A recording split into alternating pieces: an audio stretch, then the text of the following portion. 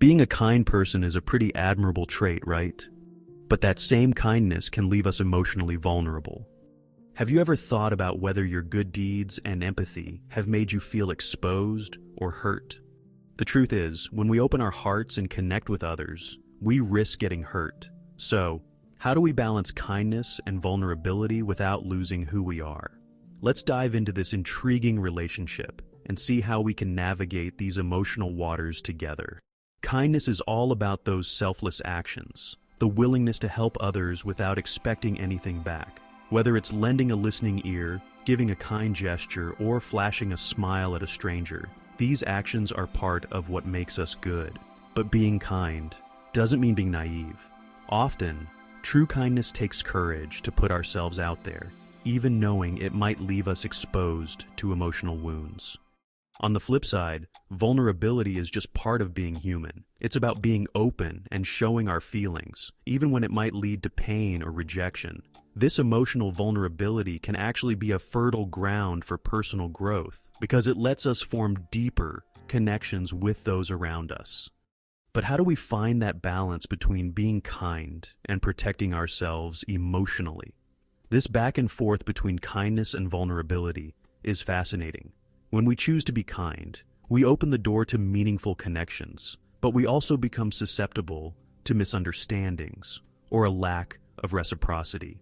Think about someone who goes all out to support their friends, but ends up feeling neglected when they need help. These experiences teach us that, while kindness is crucial, we also need to take care of our own hearts. So, how can we define these concepts in a way that they complement each other instead of contradicting? Understanding this is a key step in the personal development journey, and it's definitely worth diving deeper into. Speaking of diving deeper, let's explore the connection between kindness and vulnerability. Empathy, often seen as the heart of kindness, can be a double-edged sword. On one hand, it connects us to people in a deep way, letting us share experiences and feelings. On the other hand, this connection can leave us more vulnerable to emotional pain. When we genuinely care about others, we expose ourselves to a range of emotions, including sadness, frustration, and even hurt. Have you thought about how this plays out in your own life? A clear example is when someone tries to help a friend going through a tough time. The intention is noble, but what if, in offering support, that person ends up feeling overwhelmed? Or imagine someone dedicated to doing good, but they feel unappreciated because they don't get the same consideration in return. These situations show how kindness can often lead to emotional wounds, and it takes a keen eye to understand and manage those feelings. The stories of kindness we see around us are often filled with lessons about vulnerability. Think about acts of altruism that, instead of being recognized, were misunderstood. This lack of understanding can create a cycle of pain, where the person trying to be kind ends up feeling hurt. Here, the key is reflection. How can we act kindly while also protecting ourselves from potential disappointments? Reflecting on these experiences can be transformative. They teach us the importance of being authentic in our interactions, but also knowing when it's time to set boundaries. Finding this balance is central to the psychology of human relationships and personal growth. And so, we enter a space where we can explore why people choose to be kind, even knowing the risks involved. The motivations behind kindness are as varied as the people themselves.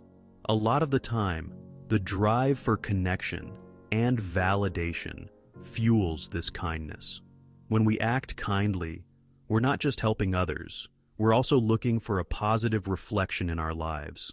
Kindness can turn into a feedback loop, where one act of kindness inspires another, and that can feel incredibly rewarding. But it's crucial to recognize that this shouldn't be the only motivation behind our actions. Beyond seeking validation, there's a deep belief that a better world is possible. Many people think that by spreading kindness, they're contributing to a fairer and more welcoming future. This desire to make a difference is a powerful motivator, but it also raises the question, what are the emotional consequences of this? While kindness brings personal satisfaction, it can also open the door to disappointment when we don't see the results we hoped for. It's interesting to see how these emotional dynamics play out. A kind act can lead to a big smile or a heartfelt thank you, which definitely brings a sense of fulfillment. However, there can also be the opposite feeling, the sense that our kindness wasn't appreciated or that there wasn't any reciprocity. This can lead to discouragement, making us question our actions. And it's at this point that reflection becomes essential to avoid falling into despair. So, true wisdom lies in understanding that when we choose to be kind, we also need to be aware of the boundaries we should set to protect our own emotional well-being. This protection isn't a sign of weakness. It's a vital step in cultivating healthy relationships. Now let's dive into how we can protect ourselves from the vulnerability that comes with kindness. Setting healthy boundaries is key for anyone wanting to cultivate kindness without losing themselves in vulnerability. These boundaries not only protect our emotional well-being, but also define the space where we can exercise our kindness sustainably. For example, if you often help friends in crisis, it might be helpful to decide in advance how far you're willing to go. This doesn't mean being selfish. It means ensuring you have space to take care of yourself. After all, a happy heart is one that can give more. Another powerful tool is emotional self-care. This can include practices like meditation, exercise, or even reading uplifting books. Titles like The Power of Now by Eckhart Tolle or The Gifts of Imperfection by Brené Brown can offer valuable insights on managing vulnerability and cultivating self-compassion. When we take care of our mental health, we become more resilient and better equipped to handle the challenges that kindness can bring. Recognizing your own worth is a crucial part of this process. By understanding that your kindness is a strength, not a weakness, you become more aware of your own needs. Don't be afraid to assert your feelings or express when something isn't working. Remember, being kind doesn't mean sacrificing yourself. It's totally possible to be kind while also respecting your own needs. This is an important lesson that applies to any relationship, whether it's with friends, family, or coworkers. So, by adopting these strategies, you not only protect yourself from vulnerability, but also set an example of how kindness can be practiced in a healthy, balanced way.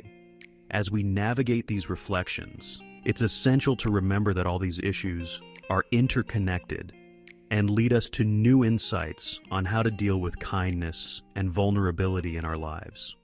Throughout this journey, we've seen how kindness and vulnerability are complexly intertwined.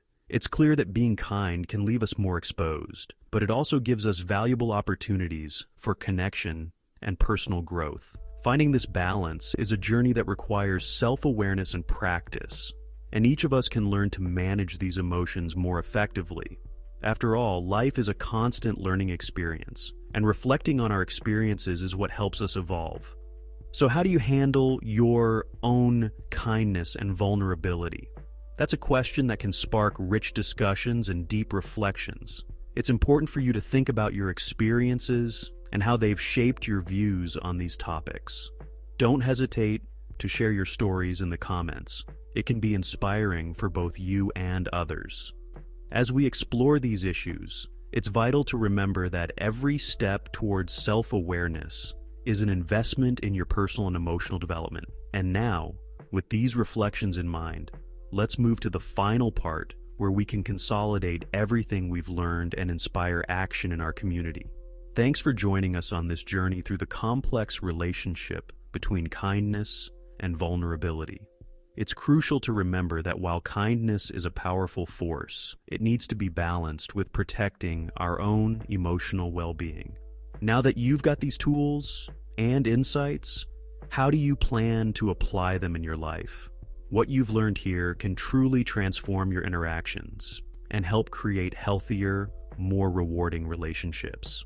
If you resonated with what we discussed, be sure to drop your comments and share your experiences. And if you haven't subscribed yet, now's the perfect time. By subscribing, you ensure you won't miss out on more content that can deepen your understanding of personal development, psychology, and relationships.